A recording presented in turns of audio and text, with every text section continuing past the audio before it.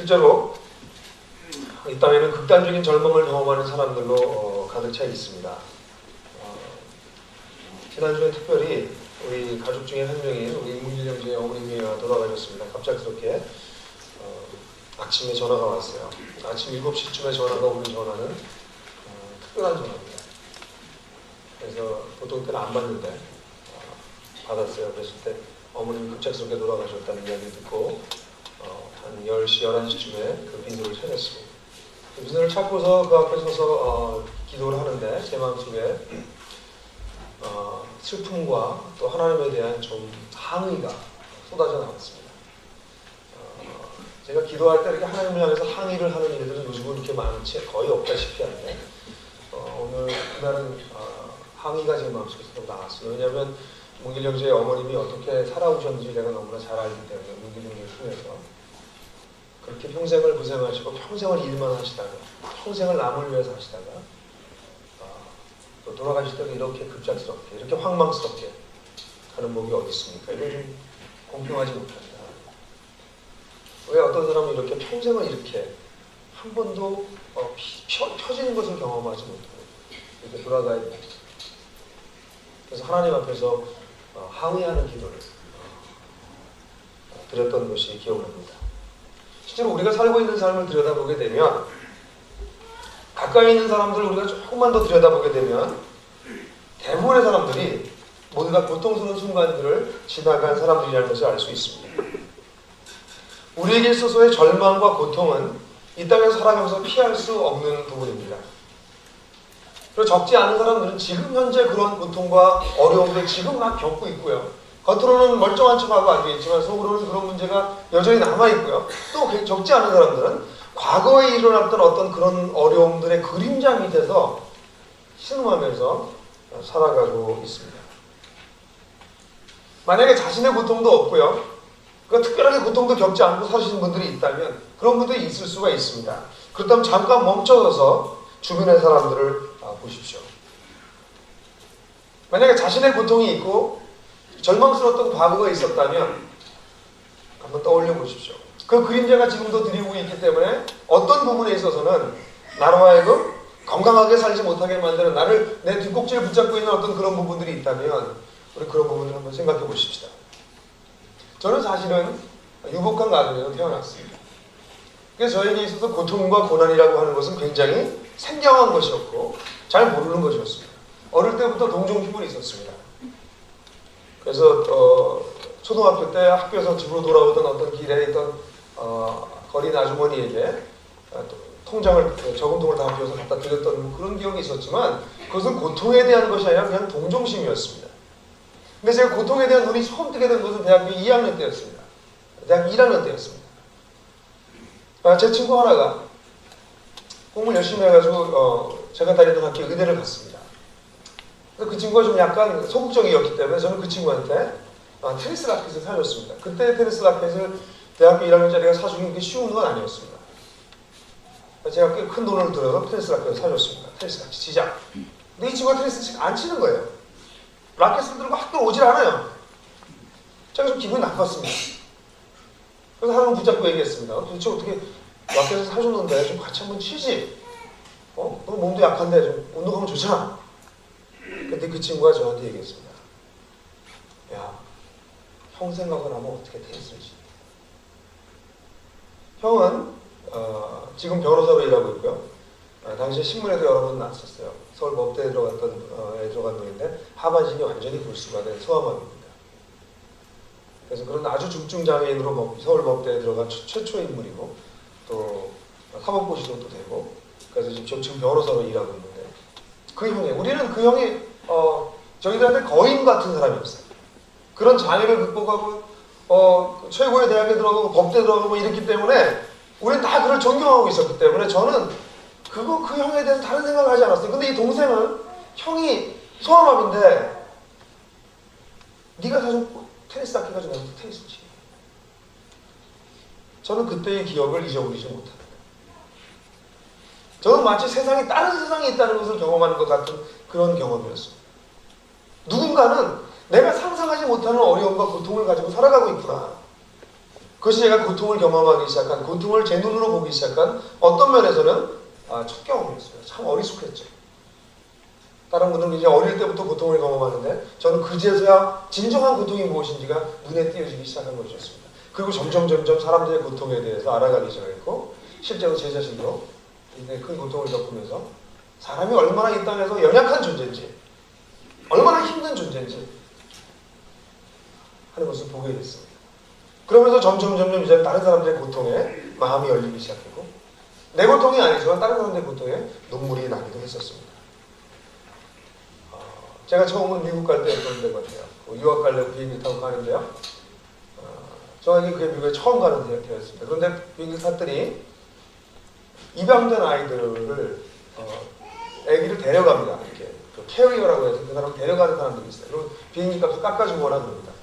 그래서 아이를 안고 갑니다. 근데 어떤 아이들은 보니까 제가 여러 번 그 이후에 여러 번 봤는데 어떤 아이들은 잘 자요. 근데 어떤 아이들은 안 자고 계속 뭘 찾습니다. 두리번. 자기 그래도 지금까지 키워줬던 대리모를 찾는 것입니다. 그 모습을 보면서 제가 비행기에서 그 아이의 인생을 생각할 때 제 마음속에 안정있는 눈물을 흘렸던 기억이 납니다. 지금도 그 생각을 하면 가슴이 아픕니다. 그 아이를 버릴 수밖에 없었던 엄마는 어땠을까? 평생 어떻게 살아갈까? 여러분, 실제로 세상에는 이런저런 고통들이 가득 차 있습니다. 그 고통의 리스트를 이 시간에 다 열거하고 싶지는 않습니다. 이러한 절망적인 고통을 우리가 피할 수 없으며 불편한 현실이지만, 생각이지만 현실입니다.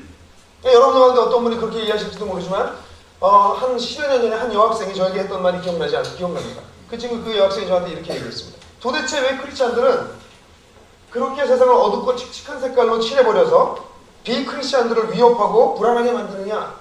라고 항의했던 한 여학생이었습니다.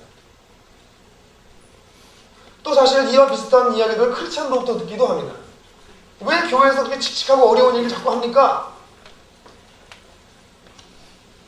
제가 그때 그 여학생에게 이렇게 얘기했습니다. 아니요, 아무렇지도 않은 세상을 어둡게 칠하는 것이 아니라 밝은 빛으로 껍데기만 칠해져 있는 세상을 정직하게 보려는 것입니다. 우리가 정직해지면 내 고통이 없어도 세상의 고통은 엄연히 존재하고 있다는 것을 보게 됩니다. 여기 계신 분들 중에 몇 분은 오늘도 아침에 일어나기가 싫으셨습니다.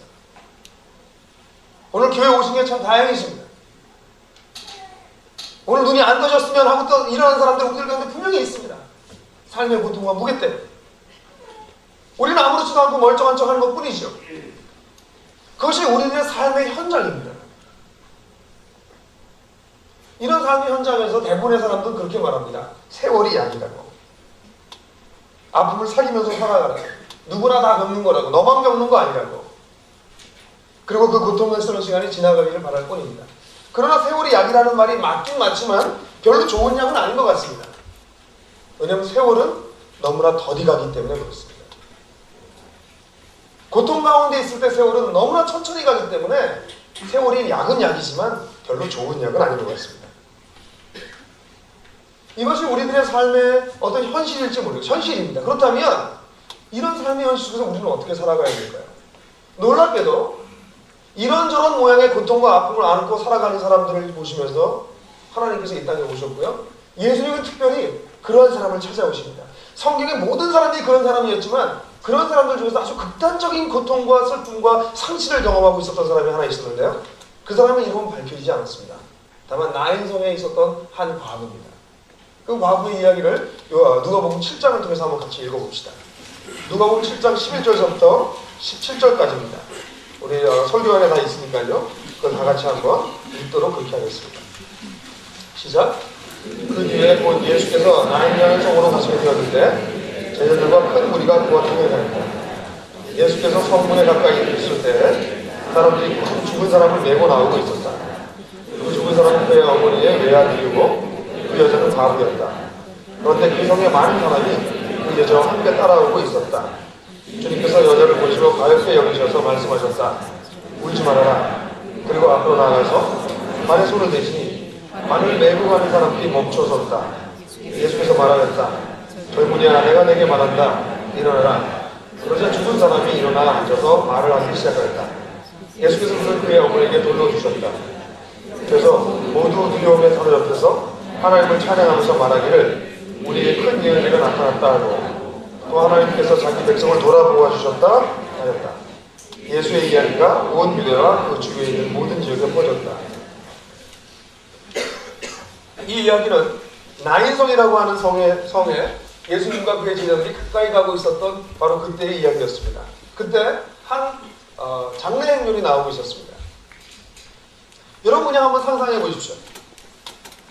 예수님의 제자들은 지금 어떤 면에서는 메시아를 그리고 세상의 최고의 지도자를 만났다는, 그리고 어쩌면 로마를 쳐부수고 그 나라를 회복할지도 모른다라고 하는 엄청난 기대와 환희에 빠져서, 그리고 그런 일이 벌어질 때 우리들도 한자리 할 것이라고 하는 그런 세속적인 욕망에 빠져서 아마 환호를 치고 아주 기쁨과 어쩌면 즐거움에 가득 차서 예수님을 따라 나인성으로 들어가고 있었습니다. 무슨 색깔이었을까요? 색깔로 치면 무슨 색깔 같으세요? 주황색? 노란색하고 초록색하고 섞인 색깔? 뭐 그런 색깔이었을 것입니다. 그때 나인성으로부터는 한 장례 행렬이 나오고 있었습니다. 그 장례 행렬은 과부가 자기에게 있는 외아들을 잃은, 하나 있는 아들을 잃은 행렬이었어요. 무슨 색깔이었을까요? 잿빛이요? 그 두 가지가 만납니다. 여러분, 부모가 자녀를 떠나보내는 고통은 세상의 어떤 고통보다도 깊은 것입니다. 그것은 사람이 이해할 수가 없습니다. 다른 사람이 이해를 절대 할 수 없는 것이 부모가 자녀를 떠나보내는 고통입니다. 박완서라고 하는 소설가를 아십니까? 그 소설가가 80년대 말에 소설을 하나 쓴 게 있어요. 소설이 아니라 꿈을 하나 낸 게 있습니다. 한 말씀만 하옵소서 라는 책입니다. 제가 그 책을 보고 저도 이제 많이 제가 특별히 고통을 겪고 있을 때 그 책을 또 읽게 되죠. 마음속에 굉장히 오랫동안 남아있는 책이었는데요. 그 책을 보면 박완서가 자기 일단 하나 있었던 아들을 잃어버려요. 하나 있던 아들을 잃어버리고 난 다음에 썼던 일기를 모아놨습니다. 그걸 그대로 썼습니다. 거기에 보면 아들을 잃고 난 다음에 2주 후에 처음 일기를 쓰기 시작합니다. 2주 동안 쓰지도 못했어요. 2주 후에 썼던 일기를 보면 이렇게 쓰여 있습니다. 눈을 뜨니 꿈이었으면 하는 몽롱한 착각을 즐길 새도 없이 아들이 이 세상에 존재하지 않는다는 사실이 무서운 괴물처럼 가차없이 입박해왔다. 그 다음은 가슴을 쥐어뜯으며 미친 듯이 몸을 솟구치면서 울부짖을 차례였다. 그 일이 나에게 얼마나 중요한 의식인지 아무도 모른다. 뭉척껏 아들의 이름을 부르면서 통곡하며 소리와 함께 고통이 발산되면서 곧 환장을 하거나 무당 같은 게 되어서 죽은 영혼과 교감을 할 수 있을 것 같은 예감에 사로잡히곤 했다. 그러나 그런 경지까지 도달한 적은 없었다. 번번이 그 직전까지 갔다가 되돌아오곤 했다. 환장은 아무나 하는 게 아니었다. 이 어미의 고통을 우리가 알 수 있을까요? 자식을 잃은 어미의 고통. 많은 사람들이 박완서 소설가에게 전해서 시간이 약이라고, 잊어버리라고 라고 얘기했답니다. 거기에 대해서 그는 분노하면서 이렇게 썼습니다. 어쩌면 그렇게 한결같이 잊으라는지 세월이 약이라는 소리를 들을 때처럼 격렬한 반감이 솟구칠 때도 없었다. 그 애는 25년 5개월 동안 나를 행복하게 해주었다. 내 기쁨이요 보람이요 희망이요 기둥이었다. 어떻게 25년 5개월 동안이나 나를 그렇게 기쁘게 해준 아들을 잊는 게 수라고 말할 수 있을까? 그런 말조차가 이 사람에게는 전혀 도움이 되지 않는 고통이었습니다. 그러나 박완서 씨는 우리가 본 나인성 과부보다 나은 사람입니다. 왜냐하면 그에게는 딸도 있었고요. 그는 괜찮은 직업도 있었고요. 그리고 세상으로부터 괜찮은 명예도 가지고 있는 사람이었습니다.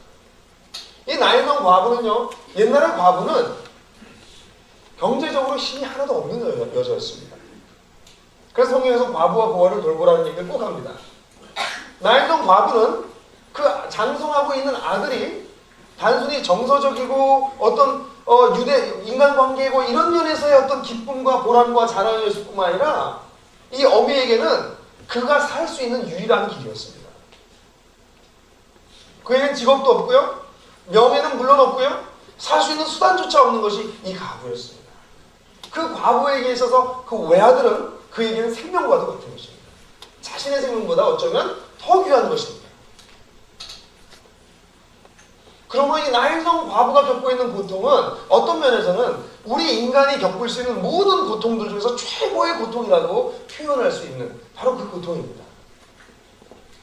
그 고통을 안고 이제는 그 아이를, 자기의 사랑하는 아들을 땅에 묻기 위해서 장래 행렬이 나일성으로부터 나오고 있는 것이었습니다. 바로 그 고통의 현장에 예수님이 계셨습니다. 근데 예수님께서 하신 말씀은 참 이상합니다. 왜냐하면 그를 가볍게 여기셨다고 하는 것은 이해가 돼요. 근데 13절에 보면 굉장히 황당한 말을 하십니다. 세월이 야기하라고 말하는 것도 도움이 되지 않는 그 고통스러운 현장에서 예수님은 이 과부에게, 아들을 잃은 과부에게 뭐라고 말씀하시나요? 뭐라고 말씀하셨어요? 울지 말라고요. 상을 당한 집에 가보셨습니까? 그 집에 가서 곡하고 있는 사람을 보고선 울지 마라, 그렇게 말할 수 있나요? 고통의 현장에서는 절대로 할 수 없는 말입니다. 근데 참 재밌어요. 누가는 그렇게 기록했습니다. 너무나 인상 깊고 너무나 이례적이었기 때문에 예수님이 이 짧은 말, 울지 마라 라는 말을 기록했습니다. 여기는 오직 두 가지의 가능성이 있습니다. 철이 없거나 세상 물정을 모르거나, 그것이 하나의 가능성입니다. 왜 울어? 울지 마.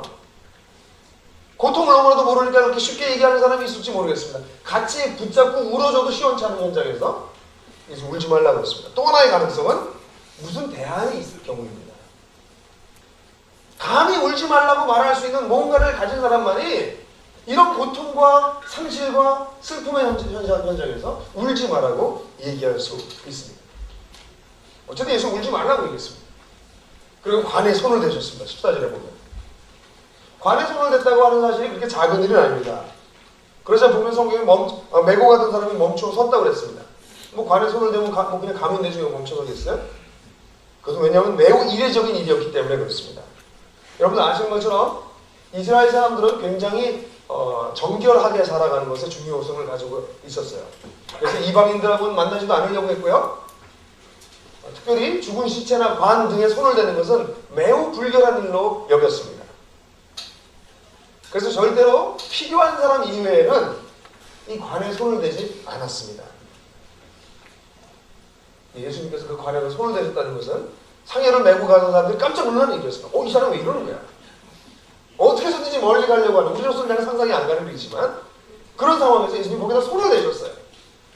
이 사건을 이해할 수 있는 것은요, 성경 구절도 거기다 써놨지만 마태복음 8장 2절 3절 보면 문둥병자를 고칠 때 예수님 굉장히 비슷한 행동을 하십니다. 그건 여러분들이 좀 더 이해할 수 있습니다. 문둥병자도 역시 똑같은 이유로, 종교적인 이유로 사람들이 손을 대지 않도록 유대인들은 세뇌되어 있었어요. 그런데 문둥병자들은 관보다 훨씬 보기에도 더럽고 악취나고 위험한 그런 존재죠. 여기 성경 구절 한번 보면 뭐라고 나와 있나요? 한번 같이 읽어볼까요? 시작! 한 문둥병자가 나와 절하고 가로되 주여 원하시면 저를 깨끗하게 하실 수 있나이다 하거늘 그래서 손을 내밀어 저에게 대시며 가로되 내가 원하노니 깨끗함을 받으라 하신대 즉시 그의 문둥병이 깨끗해집니다. 여기 뭐라고 했어요? 예수께서 손을 내밀어 저에게 대시며, 냄새나고 더럽고 종교적으로 불결한 그에게 예수님은 손을 대십니다.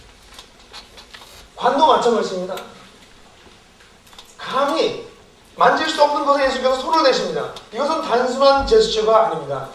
이것은 예수님께서 그 고통에 나도 참여하고 있다라고 하는 것을, 그 더러움과 초함에 나도 참여하겠다고 하는 것을 몸소 보여준 행동이십니다. 그리고 어쩌면 예수님께서는 이 관에 손을 대시면서 어쩌면은 제 생각이 그래요. 자신의 죽음에 손을 대야 될 수밖에 없었던 그 어머니, 자신의 어머니를, 마리아를 떠올렸을지도 모릅니다. 왜냐하면 예수님의 어머니도 과부로서 그가 그렇게 믿었던 아들을 십자가에 못 박혀 죽는 것을 보아야 했고 그를 장사 지내야 했기 때문에 그렇습니다. 예수님은 아마도 나인성 과부의 그 관에 손을, 아들의 관에 손을 대면서 자신의 어머니가 겪을 고통에 대해서도 생각했을 것이고 이 땅의 수많은 사람들이 겪고 있는 고통에 동참하시면서 손을 대시는 것이었습니다. 그리고 청년을 살리셨습니다. 그랬기 때문에 예수님은 울지 말라고 얘기하실 수 있었어요. 청년을 살리셨습니다. 기적과 같은 일이 일어났습니다. 예수님은 손을 대시는 것을 통해서 얼마나 사랑하시는지를 보여주시고요. 그리고 난 다음에 그 사람을 살림으로써 사람을 죽음으로부터 살릴 수 있는 능력이 있는 분이라고 하는 것을 드러내셨습니다. 사실 사랑만 있고 능력이 없는 분이라면 우리에게 별 도움이 되지 않습니다. 사랑은 너무 많지만 무력한 사람, 예수님은 그런 분이 아니셨습니다. 반대로 능력은 있지만 사랑이 없으신 분, 그런 사람 무섭습니다. 겁나요. 예수님은 그런 분도 아니셨습니다. 예수님은 사랑도 있으시고 능력도 있으신 분이셨습니다. 울지 말라라고 얘기하시고 그 관에 손을 대시고 그리고 난 다음에 말씀하신 대로 그 사람을 불러 일으켜 세우실 수 있으셨습니다. 이 사건이 오늘날 우리에게 의미하는 바가 뭘까요?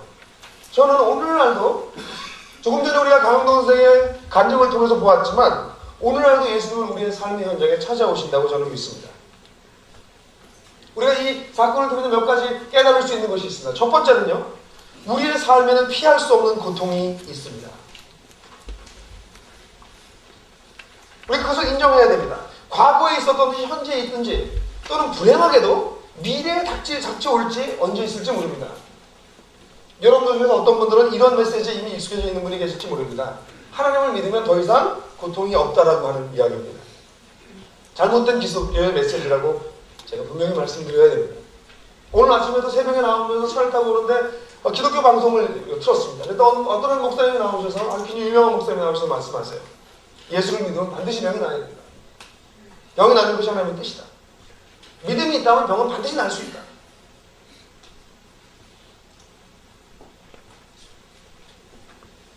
저는 아니라고 말했습니다. 속으로. 이거 아닙니다. 믿음이 있지만 죽어가는 사람이 얼마나 많은데. 기도한다고 병 낫지 않는 사람들이 얼마나 많은데. 이렇게 말하면 안 돼요. 더군다나 이건 기독교의 메시지가 아니에요. 병이 나을 수 있습니다. 기도해서. 병이 나는 걸 보기도 했습니다. 그러나 모든 병이 나는 것은 아닙니다. 그렇다면 하늘나라가 필요가 없습니다. 이미 그래서 다 이루어지는 거예요. 기도하면 고통이 다 사라져버리면 하나님 나라는 이 땅에 이미 완전히 와버린 것이고 더 이상 올 하나님 나라가 없는 것입니다. 실제로 기도 사역을 해서 병을 낫게 하시는 분들 우리 특별히 미국의 플러신 학교를 중심으로 해서 모여서 공부하고 연구한 결과에 의하면 실제로 기도해 보니까 확률적으로 한 50% 정도가 병이 낫는다고 얘기합니다. 기도할 때. 다 낫지 않는다는 것입니다. 여러분, 기독교는 믿음을 가짐으로써 해서 고통이 없어진다고 가르치는 종교가 절대로 아닙니다. 없어질 수도 있고 여전히 그 자리에 남아있을 수도 있습니다. 우리 삶에 있어서 고통은 피할 수 없는 것입니다. 그런데 문제는 그러한 고통이 임할 때 예수님께서 우리의 고통에 동참하신다는 사실입니다. 그 고통의 현장에 예수님께서 계시다는 것입니다. 여러분들은 기도할 때 예배 드릴 때 여기 오시면 하나님이 계실 거라고 믿습니다. 많은 사람들이. 근데 예수님은 여러분들이 당하고 있는 고통의 현장 바로 그 자리에 계십니다. 여러분이 아무에게도 얘기하지 못하고 있는 고통, 그 외로움, 답답함, 그 절망감 속에서 헤어나지 못하고 있을 때 거기 예수님께서 와 계십니다. 실제로 예수님은 성경에 나타난 예수님을 잘 보게 되면요, 고통스러운 삶의 현실을 사셨던 분이십니다. 자신이 그 고통을 다 겪어나가셨어요. 성경을 보면 예수님은 그 고통을 다 겪으셨기 때문에 고통당하는 사람들을 긍휼히 여기지 못하지 않는다. 그걸 똑같이 느낄 수 있다. 고통을. 그렇게 성경은 이야기하고 있습니다. 실제로 예수님의 인생을 한번 보십시오. 예수님은 태어날 때부터 태어나는 것 자체가 고통이었습니다. 우리가 태아의 그 사이콜로지, 심리에 대해서 잘 모르지만 예수님은 마리아가 아무리 믿음이 있었어도 마리아는 미혼모였습니다. 특별히 당시의 상황에서 어떤 일이 벌어질지 모르는 불안한 감이 마리아에게 전혀 없었다고 얘기한다면 성경에서 얘기하는 인간론을 이해하지 못하는 사람일 것입니다. 마리아가 분명히 믿음이 좋은 여인이었지만 그 마음속에는 불안함이 있었어요. 그런 불안함이 이 아이한테 영향을 끼치지 않았을까요? 태아에게? 예수님이 태어날 때 그는 오랜 기간을 여행하면서 베들레헴까지 갔어야 됐습니다. 여러분 요즘 임신하는 분들 자동차 타고 왔다 갔다 하는 것도 힘든데 그때 아마 걸어갔을지 나귀를 타고 갔을지 모르겠지만 그 먼 길을 걸어가야겠습니다. 예수님 태어나서 어디에 태어났습니까? 말구유에 태어났습니다. 가장 더럽고 지저분한 동물의 밥그릇에 우리 말구유 그런 분들 거크게 느끼잖아요. 어릴 때부터 주일학교 다니시는데 말구유 냄새나는 냄새 더럽고 냄새나는데 아마 지푸라기 새로 깔고 아마 천을 좀 대서 예수님을 거기다 두겠습니다. 예수님은 어릴 때부터 노동하면서 자라야 됐습니다. 그 집안이 넉넉하지 않아서 예수님 밑에 동생들이 줄줄이 태어났습니다. 그리고 그가 아마 10여 세 됐을 때 아마 13세, 14세, 15세 아마 그쯤 됐을 것 같은데 그때 요셉이 돌아갔습니다. 한참 사춘기의 시절을 예수님이 지나고 있을 때 아버지를 잃었습니다. 홀어머니 밑에서 자랐습니다. 홀어머니 밑에서 자란다는 게 무엇인지 예수님은 아십니다. 가난한 가정 안에서 노동하는 것이 무엇인지 아십니다. 그리고 철들면서 예수님은 그 나라가 다른 나라에 의해서 압박받고 있는 로마의 지배를 받고 있는 나라인 줄 알고 있었습니다. 실제로 예수님이 7, 8살 됐을 때 유대 땅에서 큰 폭동이 일어났습니다. 그때 수백 명을 십자가에 처형했습니다. 아마도 그 당시에 목사들이 전부 다 동원돼서 십자가를 만들었을 것이라고 학자들은 추정하는데 그런 것으로 볼 때 예수님의 집에서도 요셉과 함께 예수님이 폭동을 일으켰던 유대인들을 달아주기 위한 십자가를 만들고 있었을 것입니다. 수백 명을 달아 죽였으니까요. 예수님은 그걸 보았습니다. 자기 민족이 처참하게 죽어가고 있는 십자가에서 죽어가고 있는 그것을 보면서 자라났습니다. 예수님의 인생을 한번 보세요. 그리고 예수님은 사람들에게 가르치기 시작했을 때 시작하자마자 그 당시의 지도자로부터 살해 위협을 당합니다. 끊임없이 죽음의 공포를 겪으시면서 하셨어요. 제자들을 사랑하셨습니다. 그러나 그 제자들 중에서 배반을 당합니다. 한 명입니다. 나머지 11명은 결정적인 순간에 다 도망갑니다. 배신을 경험하십니다. 그리고 우리가 지난주에 묵상했던 것처럼 예수님은 공권력에 의해 가지고 완전히 인간성이 말살되는 그런 고문을 당하셨습니다. 그리고 예수님이 당한 재판은 세상에서 있는 최고의 불의한 재판입니다. 이건 재판도 아닙니다. 이건 요식행위도 갖추지 않은 그런 불의한 재판 끝에 예수님은 십자가에서 돌아가십니다. 여러분 예수님을 한번 보세요. 왜 하나님께서 이 땅에 오셔서 그냥 오셔가지고 좀 무슨 궁궐에서 태어나든지 현자의 아들로 태어나든지 좀 고상하게 살다가 돌아가실 수 있잖아요. 근데 예수님은 태어나셔서 돌아가실 때까지 실제로 그의 삶을 리얼리스틱하게 현실적으로 들여다보면 고통투성이었습니다. 그분의 삶은 마치 고통의 카탈로그라고 부를 수 있을 정도로 모든 고통을 다 겪으셨습니다. 정말 모든 고통을 다 겪었다고 말해도 과언이 아닐 정도로 인간이 당할 수 있는 고통들을 개인적인 차원으로부터 가정적인 차원으로부터 넓게는 국가와 사회적인 구조적인 차원에 이르기까지 모든 고통을 다 겪으셨습니다. 그 예수님이 왜 예수님이 그러셨는가? 놀랍게도 그 예수님은 사람들의 고통 현장에 계십니다. 여러분이 하나님이 안 계시다고, 하나님 나를 버린 것 같다고, 나를 떠나신 것 같다고, 나는 철저히 혼자라고, 하나님 어디 계시냐고 그렇게 소리를 지를 때, 그렇게 외칠 때, 아니 어쩌면 그런 소리를 입으로 내지도 못하고 신음하고 있을 때 바로 그 자리에 예수님은 거기 계십니다. 아까 강은호 선생님이 그 고백을 했죠. 처음으로 하나님을 찾았다. 그리고 하나님께 내가 당한 일을, 나에 당한 억울함을 아뢰었다. 그러나 하나님은 뭐라고요? 냉담했다. 그래요. 하나님이 마치 금방 대답하는 것 같지 않습니다. 그러나 그분은 거기서 함께 울고 계시는 분이라고, 함께 슬퍼하시는 분이라고 성경은 얘기합니다. 그래서 예수님은 문둥병자들에게 손을 대실 수 있었고 지나가는 관에 손을 대실 수 있는 분이셨습니다.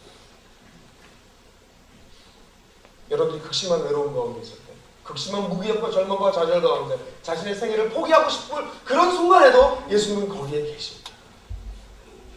그리고 그 예수님께서 거기서 뭐라고 말씀하시는 줄 아세요? 여러분들 향해서 우리들 향해서요. 과거에 얘기했던 것처럼 울지 말라. 울지 마라. 과거에게는 그 고통을 겪고 있었기 때문에 아주 그 순간에 그 말씀이 또 그 이후의 말씀이 분명하게 들렸을 텐데요. 그 울지 말라라고 하는 말을 좀 풀어서 쓴다면 아마 3가지 정도 내용이 있을지 모르겠습니다. 아마 이런 말씀일 것 같습니다. 절망치 말아라. 그것으로 끝이 아니다. 예수께서 말씀하십니다. 절망하지 마라. 그것이 끝이 아니다. 절망과 고통은 지나간다는 것입니다. 오히려 절망의 순간에 우리는 하나님을 찾을 수 있습니다. 그러나 이 말이 당장 우리가 당하고 있는 고통을 고쳐주겠다는 얘기가 아닙니다. 울지 말아라고 하는 표현 속에는 지금 당장 고쳐주겠다는, 당장 문제를 해결해주겠다는 얘기를 하고 있는 것이 아닙니다. 아까 얘기했던 것처럼 강현 선생이 얘기했던 그분이 저는 그 마음이 와닿아요. 얼마나 많은 사람이 하나님께 기도합니까? 그러나 하나님은 냉담했다. 아무것도 이루어진 것이 없었다. 오히려 주변 상황은 나를 밀어붙였다. 도대체 하나님은 계시기는 한 건가? 나는 이 문제가 해결되길 원해요 지금. 그래 하나님께 기도해요. 근데 하나님은 마치 대답하지 않는 것 같습니다. 무관심한 것 같습니다. 그러나 하나님께서 우리들에게 말씀하신 것은 이 말씀입니다. 절망하지 말아라. 여기가 끝이 아니다. 그리고 예수님께서 이 말씀을 조금 더 생각해 보게 되면요. 실제로 사복음서에 이렇게 보면 예수님이 몇몇 사람들을 소생시킨 경우가 있습니다. 이 나인성 관뿐만 아니라 나사로라든가 예수님께서 사람을 살리신 경우가 있지만 모든 사람을 살리지 않았다는 사실을 여러분 기억하셔야 됩니다. 예수님께서 온 병자들을 고치셨지만 모든 사람을 다 고치지 않으셨어요. 어떤 사람들은 많은 사람들이 와서 예수님께 손을 댔지만 딱 한 여자만 고침을 당했습니다. 그 사람들이 있습니다. 거기 성경을 보면 병이 나을까 하여 몸에다 손을 댔다고요. 한 여인만, 수많은 사람이 그랬지만 한 여인만 고침을 받았습니다. 예수님은 병 고쳐주기 위해서 이 땅에 오신 분이 아니기 때문에 그렇습니다. 우리의 문제를 어떤 면에서는 진통제를 놔주기 위해서 오신 분이 아니기 때문에 그랬습니다. 예수님께서 먼저 우리에게 얘기하신 것은 절망하지 마라. 거기가 끝이 아니라고 말씀하십니다. 그리고 난 다음에 2번째 울지 말아라고 하는 걸 말씀해서 예수님 아마 우리한테 이렇게 말씀하실 것 같아요. 고통당하는 모든 사람은 부활의 소망을 가질 수 있다는 것입니다. 이 사건을 통해서 특별히 우리에게 얘기해 주신 것은 부활의 소망이 우리 가운데 있다는 것입니다. 여러분 예수님의 메시지를 잘 보면요. 모든 다른 종교의 메시지랑 그렇게 크게 안 다릅니다. 다른 종교 형제를 보시는 거랑 비슷합니다. 선하게 살아야 되고 착하게 살아야 되고 마음을 다스려야 되고요. 이런 얘기는 다 비슷비슷합니다. 그런데 예수님의 가르침이 절대적으로 다른 사람하고 다른 종교의 가르침과 다른 부분이 하나 있습니다. 그것은 뭐냐면 죽음 이후에 대한 얘기입니다. 사람들은 이것을 그냥 상징으로 처리하고 싶어 합니다. 그러나 예수님께서 뭐라고 말씀하시냐면 나를 믿는 자는 죽어도 살겠다. 내가 너에게 영생을 주겠다. 나로 말미암지 않고는 아버지께로 갈 수 없다. 하나님께서 예수님께서 늘 죽음 이후의 삶을 더불어서 얘기하십니다. 착하고 선하게 살고 마음을 다스리고 깨끗한 마음을 가지고 이웃을 위해 살아라 하는 건 모든 경전이 다 똑같습니다. 예수님도 물론 그걸 가르치셨습니다. 플러스 더 중요하게 예수님 가르치신 것이 있다면 이 땅의 삶이 전부가 아니다. 이 땅에 고통 겪고 살아가는 것이 전부가 아니다. 그 이후의 삶이 있다. 나를 믿는다면 그 이후의 삶으로 들어갈 수 있다. 예수님 자신이 부활하실 것이라고 하는 것을 예증하기 위해서 예수님께서는 실제로 나인성의 과부의 아들을 살리셨던 것입니다. 여러분 고통당하고 있는 현실 속에서 주님께서 오셔서 말씀하시는 건 무엇입니다? 고통이 상존한다 할지라도 여전히 있다 할지라도 그 고통이 당신을 으깨버리지 않을 것입니다. 우리에게는 부활의 소망이 있기 때문입니다. 제가 장례식장을 많이 가보는데요. 장례식장을 가보면 사람들의 자세가 정말 다릅니다. 교회를 다니고 안 다니고의 문제는 별로 중요하지 않습니다. 신앙이 있고 없느냐는 굉장히 중요합니다. 슬픔이 있습니다. 그 속에 슬픔이 있어요. 그러나 곡은 없습니다. 하나님을 아는 사람들이 그 가족을 떠나보냈을 때 하나님을 인격적으로 알고 그분을 신뢰하는 자들은 슬픔은 있습니다. 그러나 곡은 없습니다. 장례식장을 가보십시오. 확연히 다른 분위기를 아실 수 있습니다. 부활의 소망을 가진 사람들과 그렇지 않은 사람들의 차이입니다. 이번에 우리 이문길 형제의 장례식장에 갔을 때도 그 가족들 가운데 하나님을 아는 가족도 있고 하나님을 모르는 가족도 뒤섞여 있었습니다. 하나님 모르는 가족이 훨씬 많았습니다. 그 침통함, 그 절망감. 문길 형제나 그 와이프나 둘 다 슬프지만 그러나 하나님께서 이제 그 딸을 품에 안고 그 평생 고생하고 살았던 그 어머니를 품에 안고 이제 안식하고 있다는 사실로 받는 위로. 여러분들 자신이 고통을 겪고 계실 때 여러분 우리는 그것은 지나갈 것입니다. 그것에 대해서 우리가 으깨지지 않습니다. 어쩌면 그것은 우리와 끝까지 붙어서 평생 죽을 때까지 따라올지도 모르는 고통일지도 모릅니다. 그러니까 사도 바울이 얘기했지만 우리가 사방으로 우겨쌈을 당하여도 우리가 우겨쌈을 당하지 않는다. 우리가 넘어뜨림을 당해도 완전히 자빠지지 않는다. 우리는 누구에게 그것이 가능합니까? 나의 성 과부의 아들을 살리시던 예수님께서 부활하신 것, 그것이 오늘날 우리에게 의미하는 바가 무엇입니까? 이 땅의 고통과 이 땅의 수고가 끝나는 날이 있습니다.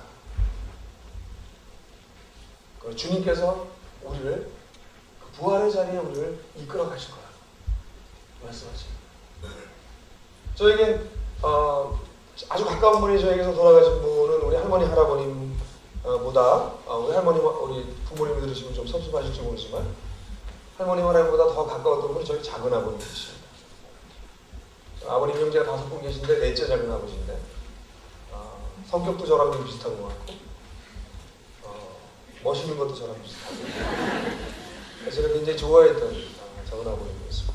작은 아버님이 올해째 딱 10년째인데요. 딱 10년 전에 돌아가셨습니다. 그래서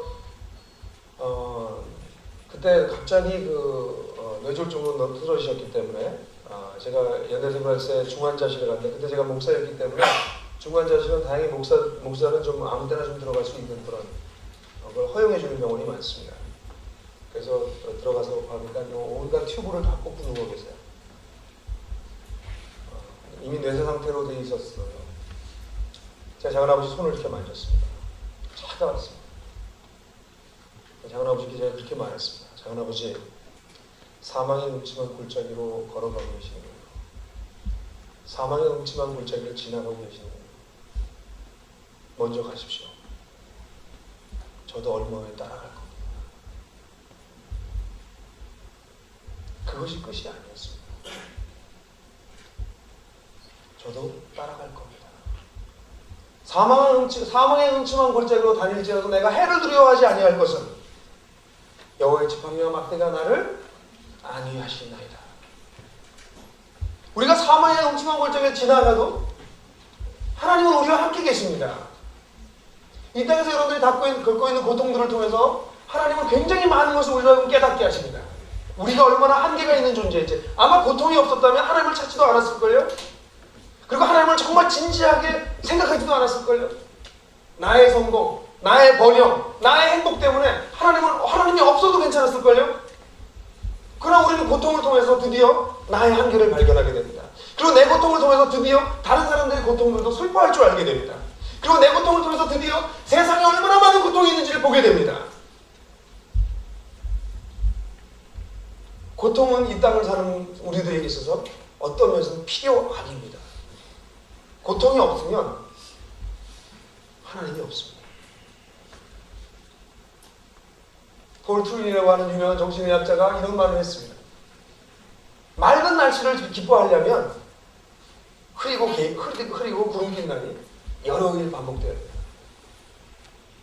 우리는 맑은 날만 계속되면 맑은 날이 얼마나 좋은지를 모르는 사람들입니다. 고통당하는 모든 사람들에게는 엄청난 유익이 있습니다. 그러나 그리스도인들에게는 그냥 일반적인 유익 플러스 그것으로 끝이 아니라 부활의 소망이 있다라고 하는, 나도 그 자리로 갈 것이라고 하는 복이 그들에게 있습니다. 그리고 아마 예수님께서는 첫 번째는 절망하지 말아라. 그것이 끝이 아니다. 두 번째는 소망을 가져라. 부활의 소망을 가지고 그것을 지나가라 라고 말씀하시면서 마지막으로 이렇게 말씀하신 것입니다. 믿음과 소망으로 고통의 현장을 지나가거라. 나도 너희와 함께 있겠다. 나도 거기 같이 있다.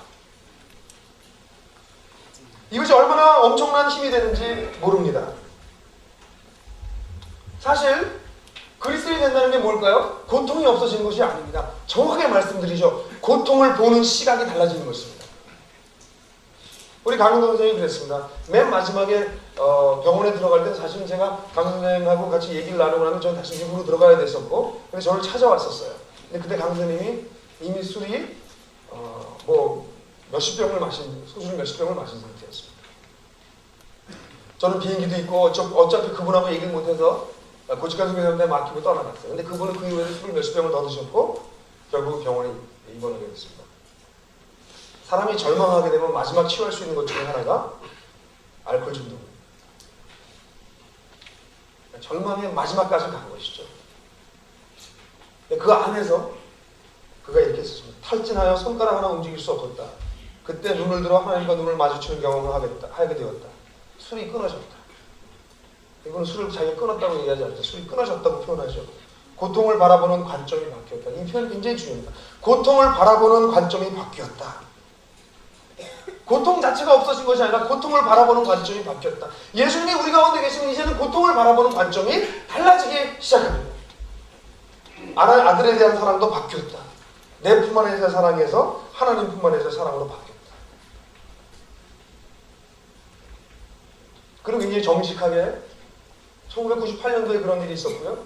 99년도에 그런 일이 있었고 최근에 다시 이렇게 마지막으로 고백하면서 이 갈증을 마쳤습니다. 아직도 하나님은 막막하시다. 하지만 냉담하다고 표현하지 않았어요. 아직도 하나님은 막막하시다. 내가 하나님께 손에 잡은 것 같이 알고 있지 않다. 그러나 저 이야기들을 통해서 나는 세상의 적개심과 허망으로부터 멀어지고 있다. 그 속에 부글부글 끓던 적개심과 인생에 대한 허망으로부터 나는 점점 멀어지고 있다. 내가 가지고 있었던 모든 부끄러움들도 잊혀져 가고 있다. 그리고 잃었던 것을 새롭게 되찾는 느낌이다. 예수님이 우리의 인생에 함께 계시다라고 하는 것은 그렇게 easy answer, 그냥 손쉬운 답변을 주는 것이 아닙니다. 하나님은 여전히 우리에게 막막하실 수 있습니다. 우리가 예배하고 기도하는 가운데 하나님을 아주 철저하게 깊이 경험합니다. 그러나 인생으로 다시 돌아와서 고통이 다시 엄습할 때 우리는 하나님이 막막하게 느끼기도 합니다. 그것이 오히려 정직한 표현일지 모릅니다. 그러나 우리가 다시 하나님을 바라보고 그리고 그 하나님이 다시 우리 속에 나도 알지 못하는 새로운 힘을 부어넣어 주시고 그래서 내 속에 있었던 적개심들, 열등의식들, 분노, 허망함, 욕심들 이런 것으로부터 점점 우리를 자유케 하시는 것을 우리는 경험하게 됩니다. 하나님은 우리가 원하는 걸 주시지 않습니다. 우리는 장난감을 원하지만 하나님은 진정한 생명을 주기를 원하시기 때문에 그렇습니다. 마리 버기스라고 하는 인도의 유명한 분이 있는데 그분은 인도의 아주 최상류의 가정의 딸이었습니다. 아주 젊을 때 사고로 이 두 다리를 잃습니다. 교통사고로. 물론 자살을 하려고 애를 썼고요. 여러분 생각해 보십시오. 아주 젊은 여성이 두 다리를 다 잃어버렸어요. 당신의 날개로 나를 하는 책을 보면요. 나중에는 이 절망의 세월을 뛰어넘어서 나 환자들을 위한 의사가 됐습니다. 수많은 인도인들의 존경을 받는데요. 그는 그렇게 말했습니다. 나는 두 다리를 원했지만 하나님은 두 날개를 주셨습니다. 나는 두 다리를 원했지만 하나님은 두 날개를 주셨습니다. 저는 우리가 살고 있는 세상이 고통이 가득하다라고 하는 것을 우리 모두가 직시하길 바랍니다. 안 그런 척, 없는 척 하지 않길 바랍니다. 그리고 그 고통의 현장에 예수님께서 그것을 멀리 보고 계시는 것이 아니라 그 현장에 와 계시다는 사실을 잊지 마십시오. 문둥병자의 손을 대시고 관의 손을 대시는 그분께서 여러분들이 겪고 있는 고통과 아픔과 슬픔과 외로움 속에 와 계십니다. 여러분들이 못 느끼는 것은 우리들의 문제입니다. 우리 영적으로 너무 혼탁하기 때문에 우리가 그분이 우리 가운데 와 계신 걸 느끼지 못하는 것이죠. 그러나 그분은 우리 가운데 와 계십니다. 그리고 말씀하십니다. 울지 마라. 그 절망이 끝이 아니다. 그 소망의 부활의 소망을 가져라. 그리고 내가 너와 함께한다. 여기서 통해서 우리는 세상을 보는, 고통을 보는, 내 인생을 보는 시각이 이어져 갑니다. 우린 예수님이 부활했다고 하는 것을 정말 즐겁게 외치는 부활절을 맞고 있습니다. 그 부활절의 의미는 그저 계란 나눠주면서 뭔가 좀 괜찮은 일이 벌어질 거라고 하는 낭만적이고 그저 아주 긍정적인 어떤 아주 개념뿐인 그런 값어치 없고 얇은 희망을 얘기해 주는 날이 아닙니다. 예수님의 부활은 이 땅에는 여전히, 이 땅이 존재하는 한 여전히 고통과 슬픔과 외로움이 남아있지만 절대로 그것이 너희들을 삼킬 수 없다. 오히려 너희들을 더욱 성숙하고 더욱더 온전한 사람을 만들 수 있다. 내가 바로 그 부활의 주인이기 때문에, 이것으로 끝나지 않기 때문에 그것을 가르쳐 주시는 것이 바로 이 부활절입니다. 그래서 계란이나 한두 개 받아서 즐겁게 크리스마스처럼 그냥 지나가라고 얘기해 주신 것이 아닙니다. 예수님은 이번에 우리가 예수를 만난 사람들이라고 하는 시리즈를 쭉 나눴습니다. 다시 보십시오. 예수님은 단순한 성인이 아닙니다. 성인은 우리에게 지혜를 줍니다. 텔레비전에 가끔 나오는 유명한 강사들, 우리들에게 세상을 보는 어떤 지혜를 줍니다. 요즘 유행하는 이런저런 사람들의 책들을 보면 우리에게 지혜를 가져다 줍니다. 그렇습니다. 성인은 우리에게 지혜를 가져다 줍니다. 그러나 예수 그리스도는 우리에게 생명을 주기를 원하십니다. 예수 그리스도를 아직도 성인이라고 생각하신다면 예수님의 반쪽도 아닌, 반의 반쪽도 알지 못하시는 것입니다. 예수님은 우리에게 부활의 소망이 되기를 원하십니다. 여기 계신 모든 분들 그것을 우리십니다. 기도하시겠습니다.